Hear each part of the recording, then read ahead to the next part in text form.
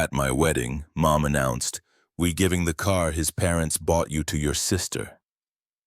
My sister laughed until my groom pulled out the keys and said, "Not anymore. My name is Marisa and I'm 31 years old." The band had just transitioned from the sweeping violins of our first dance to something softer, something you could actually breathe to. Crystal glasses clinked in perfect rhythm. Someone's aunt, Aunt Gloria, probably laughed too loudly near the champagne fountain. String lights cast gentle halos around everyone's heads, turning the reception hall into something almost magical. I could still taste the buttercream from our cake tasting on my tongue. You know that sweetness that hangs in the air when a moment tries to convince you it's absolutely perfect? That sugar-spun illusion that everything is exactly as it should be. And then my mother smiled. It was that smile, the one I'd grown up studying like a survival manual. Warm, radiant, impossibly practiced, a country club smile, a church choir smile. The kind of smile that tells everyone watching that everything is perfectly fine, even when the metaphorical house is burning down in the next room.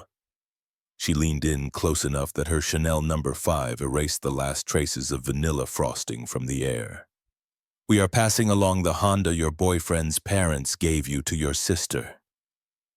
The sentence arrived like a gift wrapped in politeness, like she'd simply rearranged the linen closet and found a more logical place for something I clearly wasn't using properly. Next to her, my younger sister Cassie tilted her head just so. The crystals on her bridesmaid dress caught the light like tiny private jokes. "Relax, Riss," she said, her voice smooth as expensive wine. "It's just a car." I didn't look at Cassie. I looked at my mother's teeth, set in that flawless line like pearls on a string. Right on cue, my father drifted closer as if formality required a witness to this casual theft.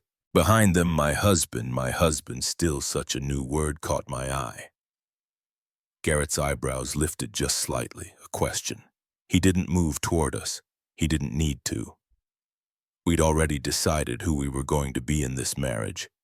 There's a particular kind of silence that shows up at weddings. Not the empty silence of vacant rooms, but the heavy kind that folds itself over music, presses down on laughter, freezes smiles mid-crinkle. That silence arrived now, smoothing everything flat like a sheet of ice. Cassie's voice sliced through it.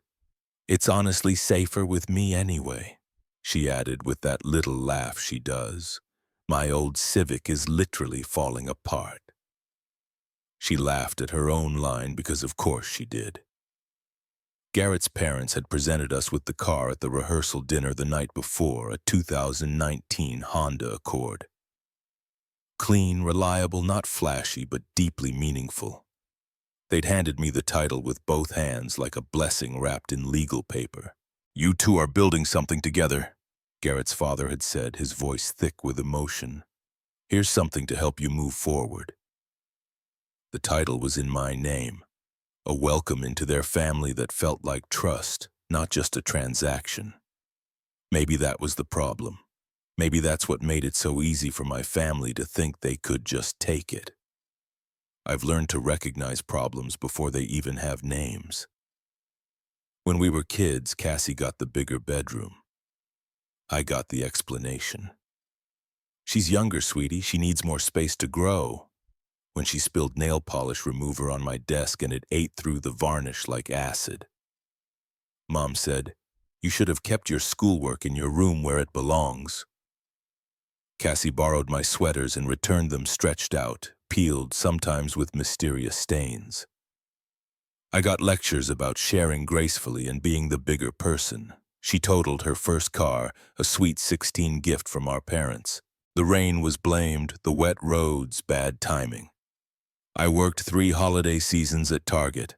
Every Black Friday and Christmas Eve rushed to buy my first car at 19. The lesson was that I was dependable. The pattern was tidy as a hospital corner. Cassie would ask sweetly, smile gently, and when that didn't work, my parents would reach into their toolkit. Excuses, explanations, a whole chorus of she's more sensitive and you're the strong one. I was the older sister, the cross-trained adult who could wait, who could compromise, who could hand things over without making a scene. I used to wear resilience like a badge of honor. By 31, it felt more like a rope that other people yanked whenever they needed something from me. Garrett's hand brushed my elbow, just a tap, a question mark in physical form. I answered without looking at him. I slipped my fingers into my clutch and felt the weight of the slim envelope inside. Paper shouldn't feel heavy, but this did. This envelope had gravity. My mother's smile brightened like someone had adjusted her wattage. "We told her earlier," she said, the words chirping out like she was announcing a surprise vacation. "She's had such terrible luck with cars, and we thought, well, this would be more practical with her. You two can manage with one vehicle for now," she continued. Manage? Like she was tying a neat little bow on my life for me. I took a breath that tasted like broken glass. "You're giving away our wedding gift," I said, not loud, not accusing, just a sentence that wanted acknowledgement, that wanted to exist in the room. Mom's smile barely trembled. "Don't make this into a thing, Marissa. It's just a car." "Your card was empty," I heard myself say. The words came from somewhere deeper than planning. We took it as a symbolic gesture. I didn't plan that line. I think the line planned me. Across from me, Cassie's lips parted. Delighted outrage colored her cheeks like blush. "Wow," she breathed, half laughing like she was performing for an invisible audience. "Really think you're tough now, don't you?" Somewhere near the cake table, a phone camera lifted like it was moved by invisible hands. I leaned toward Garrett and whispered, "Give me the envelope." He didn't ask which one. He didn't ask if I was certain. He simply slid the envelope from my clutch with practiced ease and placed it in my palm, palm to palm, like exchanging vows. My father reached for the envelope before my mother could, curiosity sharpening his features. Cassie leaned in, eyes hungry. They opened it like it might contain a check large enough to bend light. They weren't expecting legal paperwork. Mom's eyes flickered across the page, reading too quickly to hide her eagerness. The practiced smile didn't crack. It thinned like paper stretched too tight. Cassie read over her shoulder and lost her smirk somewhere before the second paragraph. Dad pinched the top corner of the page, scanning, like the words might rewrite themselves out of embarrassment. "What is this?" he muttered. "A notarized declaration," I said, my voice steady enough to carry across the suddenly quiet room. "Executed 2 weeks ago. It states that all wedding gifts, including the vehicle titled in my name, cannot be sold, gifted, or transferred without my written notarized consent." I paused, letting that sink in. Any attempt to reassign ownership will trigger an automatic legal review and restrict any future inheritance arrangements from Garrett's family. The music didn't stop so much as wilt. "You can't be serious," Cassie said, a thin edge of panic sharpening every syllable. "You're threatening us at your own wedding." I answered calmly, "I'm setting a public boundary." Dad let out a laugh with no humor inside it. "This is petty, Marissa, completely over the top. It's a car, not a child." "No," I said, "it's principle. It's every principle you taught me that only seemed to apply when Cassie didn't want something." Mom slid the paper back into the envelope like it had personally insulted her.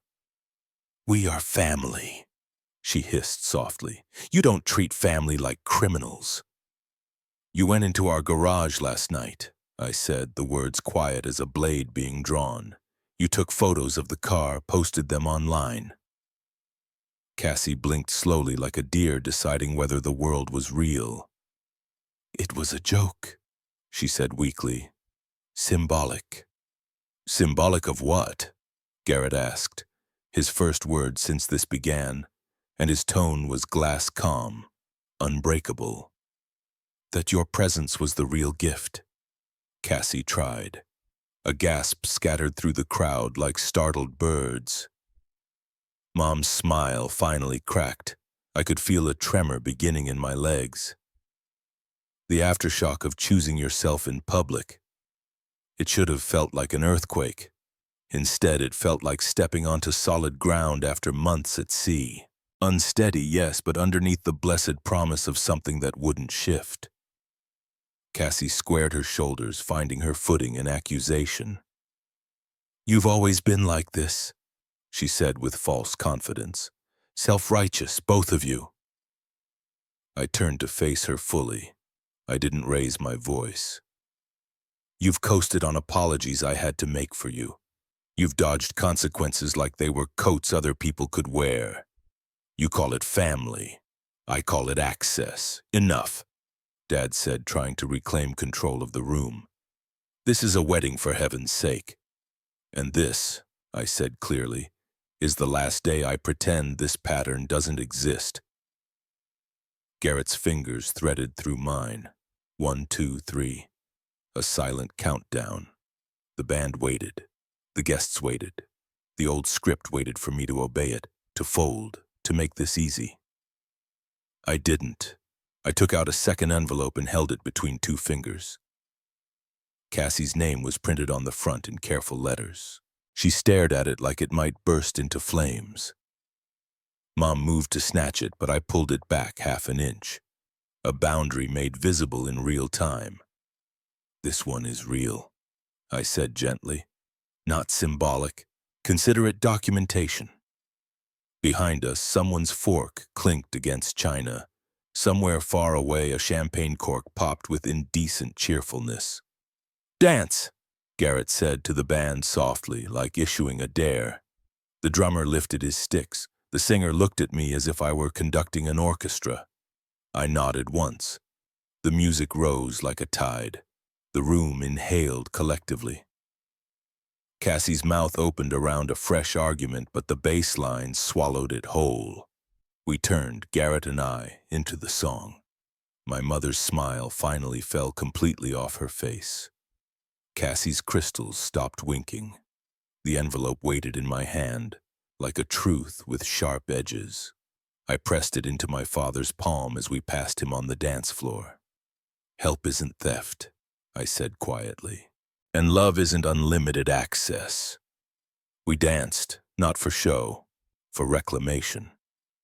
At the edge of my vision, I saw my mother standing frozen, visibly working on constructing a new smile that would fit what the room had become. For once, I hoped it wouldn't come. The music was still playing when the whispers started. I could feel them ripple through the round tables like the slow roll of a tide coming in. Cousins muttering behind their hands, an aunt pretending to fix her napkin while her phone camera shook slightly. One of my mother's book club friends mouthed the word drama behind her champagne flute. That's the thing about families like mine. They love an audience almost as much as they hate accountability. My mother stood frozen beside the cake table, her face painted with politeness but her eyes narrow and trembling. Cassie kept trying to laugh it off, producing a brittle, high-pitched sound that didn't match her usual charm. She still thought she could salvage the scene. Seriously, Marissa, she said, her voice cracking with disbelief. You can't actually be doing this over a car. Garrett squeezed my hand, but I didn't look at him. This isn't about a car, I said quietly. It's about everything that was ever mine somehow becoming hers. Cassie let out a scoff, her tone rising. Oh my God, are we really going to rehash high school drama right now? You're married. Move on already. High school was practice, I said. You took my room, my clothes, my peace of mind. This was just your graduation project. The room trembled under the weight of uncomfortable laughter. Someone turned down the music. It wasn't quiet anymore. It was tense. Mom's voice sliced through it like a knife. "We are not doing this here. Marissa, stop embarrassing yourself." "Myself," I repeated, blinking. "You announced you were giving away my wedding gift in public. That's not embarrassment, Mom. That's theft with derives." Dad ran a hand through his thinning hair, muttering to her, "Just let it go, Diane." But he wasn't looking at her when he said it. He was looking at me the way someone stares at a stranger who suddenly knows too much. Cassie's expression flickered with something I'd witnessed my entire life. Panic, poorly hidden beneath privilege. She leaned in, trying to soften her approach. "Riss, you know I'm struggling financially, right? My old Civic is basically dead and your new Honda is just sitting there." There it was, the justification, the quiet entitlement dressed up as desperate need. Garrett finally spoke, his voice even and controlled. "We are not running a charity operation, Cassie." Her face flushed red. "Easy for you to say, Mr. Trust Fund, you married up." Garrett's jaw tightened visibly, but before he could respond, I stepped in. "You mean he married someone who doesn't cave to manipulation anymore?" Cassie blinked rapidly. "What's that supposed to mean?" "It means the free ride just ended." A murmur swept across the tables like wind through wheat. My mother's hand trembled as she tried desperately to reclaim control of the narrative. "Everyone, please calm down," she said, her voice quivering with false grace. "This has gone quite far enough." But I wasn't finished. "Mom," I said softly, "did you know Cassie broke into our garage last night?" That froze her mid-breath. She took photos of the car, posted them on Instagram. Caption, "Finally got a ride that fits my lifestyle." Mom's lips parted. Dad frowned deeply. Cassie's hand jerked toward her phone like she could somehow delete the evidence retroactively. "How? How did you?" she stammered. "Security footage," I said, keeping my tone flat and factual. "And your post had a geotag." A soft gasp scattered from various guests. Cassie turned scarlet. "You're literally stalking me now." "No," Garrett said calmly. "We just monitor who tries to access our garage at midnight." The room's atmosphere shifted completely. The fake warmth evaporated like morning fog. All that remained was truth. Heavy, unfiltered, unavoidable. I reached into my clutch again. The movement alone was enough to make my mother's head snap toward me like I'd pulled a weapon. She thought it was another envelope, another public blow. "It was this," I said, holding up a crisp sheet of paper. "This is a notice of unauthorized access and misuse of personal property. We planned to send it quietly through our lawyer, but since this conversation is now public..." Cassie's mouth opened, but no sound emerged. Mom snatched the paper from my hand, eyes scanning frantically. "You're being ridiculous," she hissed. "This is family business, not something you drag lawyers into." "Family business," I repeated, my voice breaking into a shaky laugh. "That's what you said when she maxed out my debit card when I was 17, when she totaled the car Grandpa helped me buy, when she sold my laptop and called it borrowing every single time. You turned it into untouchable family business."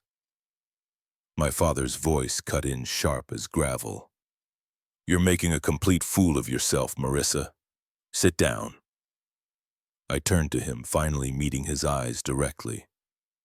"I've been sitting down for 31 years. Dad, you just never bothered to notice." The silence that followed felt alive, dense, suffocating. Garrett's voice broke through it, steady and crystal clear. "Would appreciate it if no one touched our property again. That includes our car, our house, or anything connected to my family's name." Cassie's eyes flared. "Your family's name? So that's what this is really about. Status." "No," Garrett said simply. "Respect." Mom tried one last desperate time to salvage her dignity. We raised you to be kind, Marissa, to be generous and giving. You raised me to give, I said, and you taught Cassie to take. There's a difference. That landed like thunder splitting the sky. For a second, even the string lights seemed to flicker. Cassie stepped forward, actually trembling now. You really think you're better than me now? No, I said quietly. Just done letting you decide what I owe. Her lower lip quivered. You're heartless.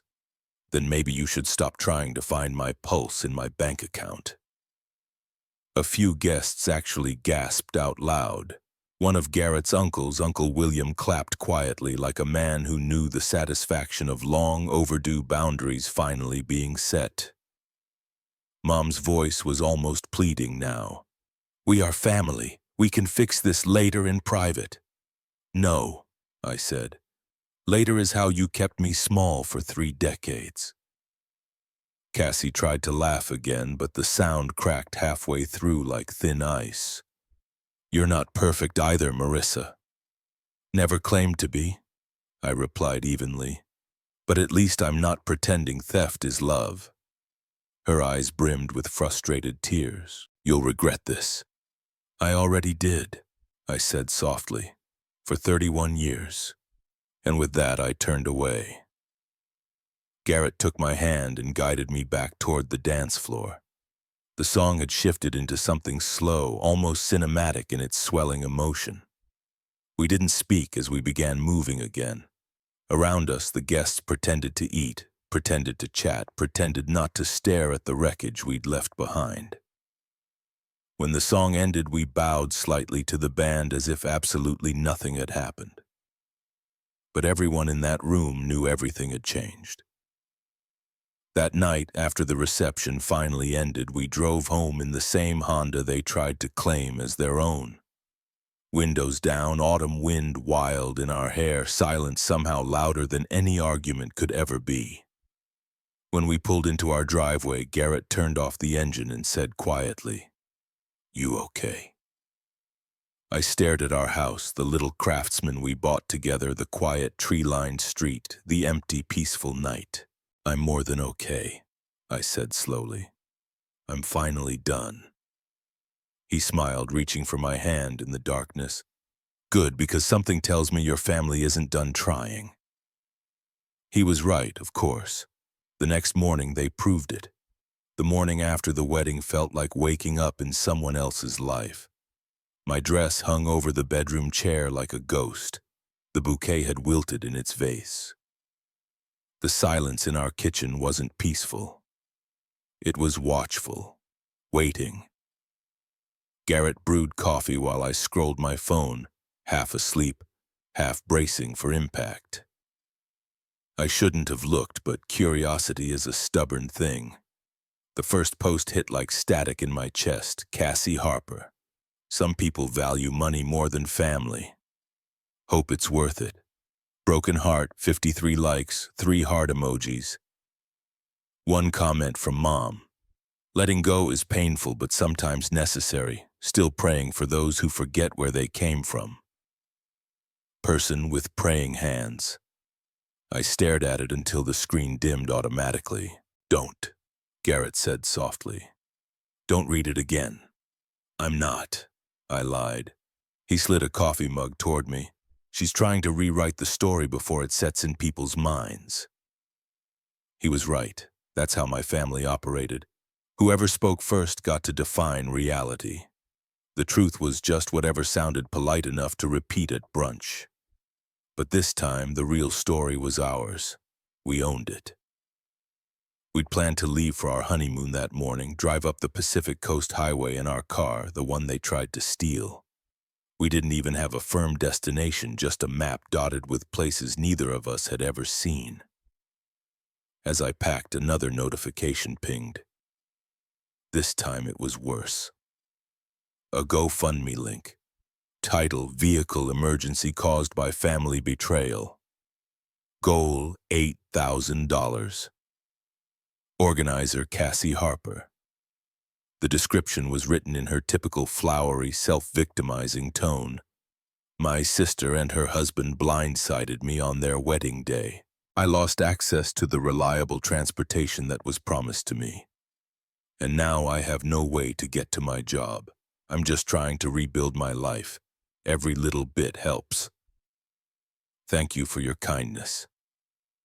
Person with praying hands, 2 hearts, 2 donors, $18 raised, 1 name stood out, Karma, $10. Garrett burst out laughing when I showed him. Karma literally donated. You cannot make this up. I took a screenshot and closed the app. She'll delete it when she realizes people aren't buying the victim act. He looked at me seriously, and when she does, she'll find another way to play victim. She always does. I agreed. The drive started quiet, the kind of quiet that felt earned, deserved. We rolled past city limit signs and into stretches of coastal highway that hummed like freedom itself. No messages, no expectations, just wind and terrible gas station coffee. And the Pacific Ocean stretching endlessly beside us. At one rest stop, I caught my reflection in the car window. No makeup, hair in a messy bun, eyes still tired but somehow alive. You look peaceful, Garrett observed. I feel unhooked, I admitted, like I've been holding my breath for a decade and finally remembered how to inhale properly.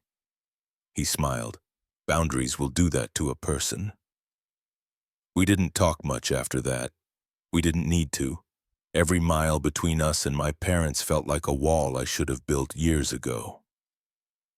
3 days later, while sitting by a lake with our feet in the cold water, my phone buzzed with a long message from Mom. Mom, you're still angry. This has gone too far. Family helps family. That's how we raised you, Marissa. Call me when you're ready to apologize. I stared at it for a full minute. The words felt like a net trying to pull me back into the same suffocating role I'd finally escaped. Then I replied with a single photo, not of us smiling, not of the wedding, not even of the car, just the notarized legal document. Caption, help isn't theft. I blocked her number immediately afterward, not out of hate, out of habit breaking.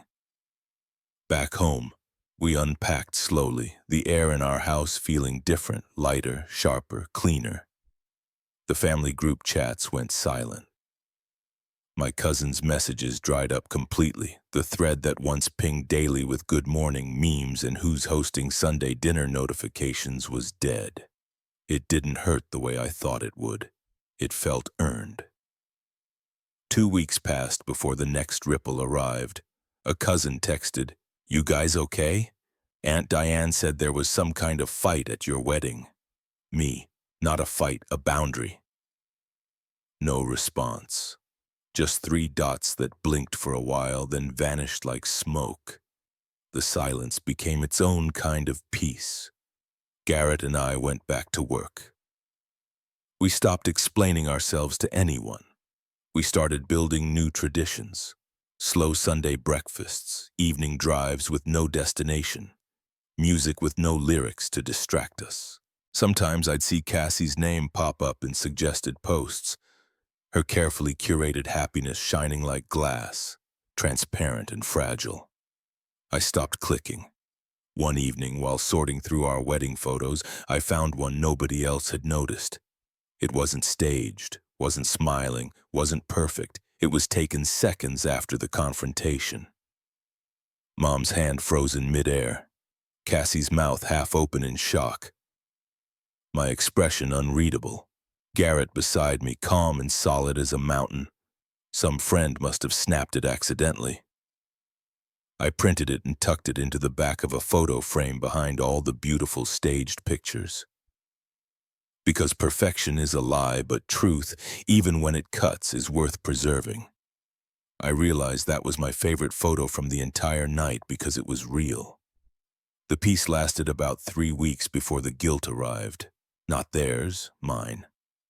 It started in small doses like a cough that wouldn't go away.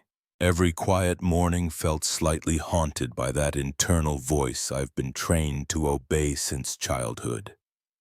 You're the problem if they're upset. That's what being the resilient one does to you. It rewires your brain to feel guilty for surviving. Garrett noticed before I did. You've been staring at that same coffee mug for 10 minutes, he said one morning. What's going on in your head? I shrugged. Just detoxing, I guess. He tilted his head. Detoxing? Yeah. I forced a smile from obligation. He nodded slowly, understanding immediately. Then let's keep going. That afternoon, we did something ceremonial, mundane to outsiders, but life-changing to me. We changed all the locks. The old keys clattered into the trash with a sound that felt wonderfully final. New smart locks, new entry codes, no more emergency contacts listed under mom or dad's names. For years, I'd left them away in literal and emotional spare key under the doormat. Credit card on autopay for family emergencies. Shared passwords for streaming services they never paid for. I told myself it was love. Really, it was fear. That day I let go of all of it. 3 therapy sessions later, I said something out loud that surprised even me. I'm not grieving them. My therapist smiled softly. Tell me more about that distinction. I thought I missed them, I said slowly. But I think I just missed being predictable. Their version of me was easy. The fixer, the forgiver, the one who never said no. Letting that version die felt selfish, but it's not selfish, she interrupted gently. It's self-respect. That word hit hard. Respect, something I'd handed out like free samples at Costco. By the 4th session, I was ready to make it practical. I deleted the old family emergency contacts from my phone.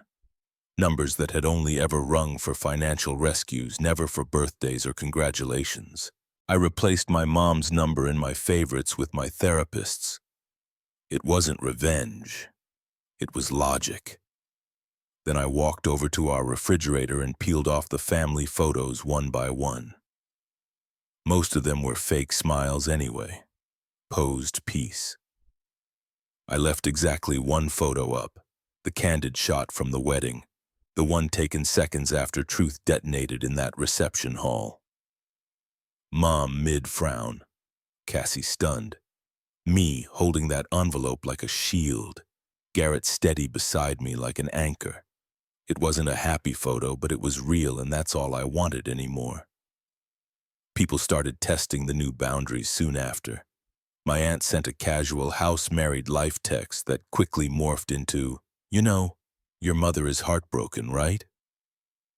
A cousin messaged, don't you think it's time to forgive? She's your mom. But forgiveness isn't a light switch you flip for public comfort. It's a boundary you reinforce for private peace. I didn't respond to most messages. When I did, I kept it brutally simple. Me. Forgiveness isn't owed. Respect is. The replies stopped coming after that.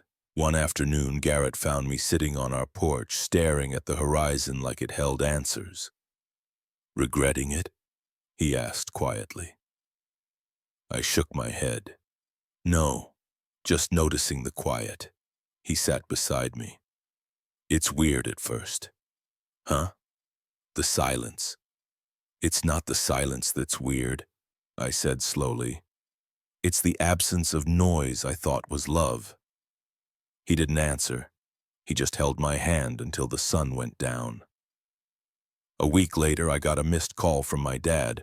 No voicemail, just the ghost of his number blinking on my screen like a test. I didn't call back because calling back meant stepping onto the same stage they'd already burned down. The next day, I found a letter slipped under our front door. No return address. Inside was a printed photo from childhood. Cassie and me on our old porch, arms around each other, grinning like we were equals, scrawled on the back in Mom's distinctive handwriting. Don't let anger erase your memories. For a second, my throat tightened. Then I realized what she'd done. Even her nostalgia was manipulation. A plea to rewrite the narrative back under her control. I tore the photo in half, not out of rage, out of reclamation. I didn't need to erase my memories, I just needed to stop pretending they were safe ones. The next morning I made breakfast. Coffee, toast, sunlight streaming through clean windows. I unlocked my front door without flinching, turned on music without bracing for someone to judge the volume. Freedom doesn't always arrive with fireworks. Sometimes it's just the quiet click of a new lock. Sometimes it's just choosing yourself over and over until it finally feels natural. A full year passed before the next message arrived. By then, the air in our house felt completely different, still calm, honest. The walls didn't echo with anxiety anymore. Every inch of space finally felt like it belonged to us. Garrett and I had built small, sacred rituals. Friday takeout nights, Saturday morning coastal drives, late-night laughter that didn't have to be whispered or hidden, the kind of life that doesn't need defending. Our first anniversary came quietly. We didn't plan some elaborate trip.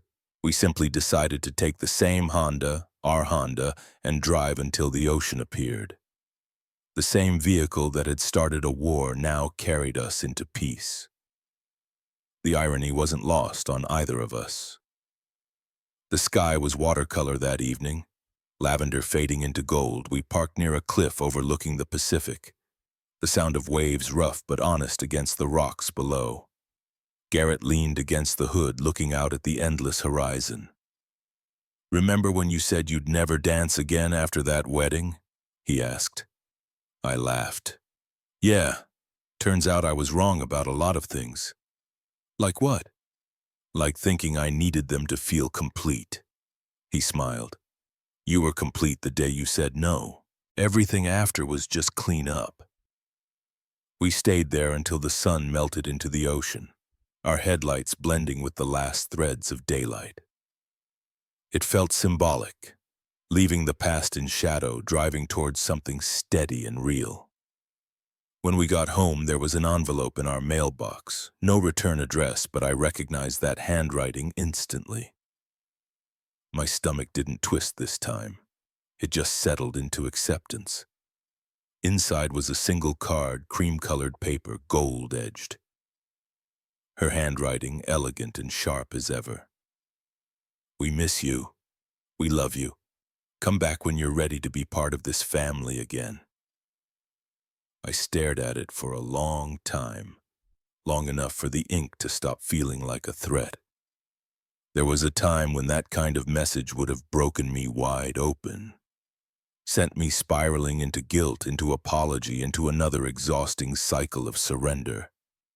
But now I could see it for exactly what it was, an invitation not to reconnect but to regress. Garrett walked up behind me, reading over my shoulder. He didn't say a word, he didn't have to. I tore the card in half. The sound was quiet, almost polite. Then I dropped both pieces into the trash. People think closure comes from reconciliation, from hugs and apologies and tearful reunions. It doesn't. It comes from refusal. From refusing to step back into rooms that once required you to shrink yourself down to fit.